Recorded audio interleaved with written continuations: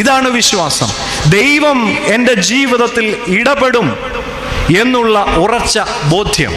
ആ വിശ്വാസം എത്രമാത്രം ശക്തി പ്രാപിക്കുന്നു, അത്രമാത്രം നമ്മൾ വിശുദ്ധിയുടെ പടവുകളേറും എന്നുള്ളതിന് യാതൊരു സംശയവും വേണ്ട. പ്രിയമുള്ളവരെ, ദൈവം എൻ്റെ ജീവിതത്തിൽ ഇടപെടും എന്ന് ആത്മാർത്ഥമായിട്ട് നമ്മളിൽ എത്ര പേർ പറയും? ദൈവത്തെക്കാൾ ദൈവത്തിൽ നിന്ന് ലഭിക്കുന്ന അനുഗ്രഹങ്ങളെയാണ് നമുക്കിഷ്ടം. ദൈവത്തിൽ നിന്ന് ലഭിക്കുന്ന അനുഗ്രഹങ്ങളെയെല്ലാം നമുക്കിങ്ങനെ ചേർത്ത് വെക്കാം. പക്ഷേ ദൈവത്തിൻ്റെ കൽപ്പനകളെ അനുസരിക്കുവാൻ നമുക്ക് ഓരോരുത്തർക്കും ഒരല്പം മടിയുണ്ട് എന്നുള്ളത് ഒരു യാഥാർത്ഥ്യം.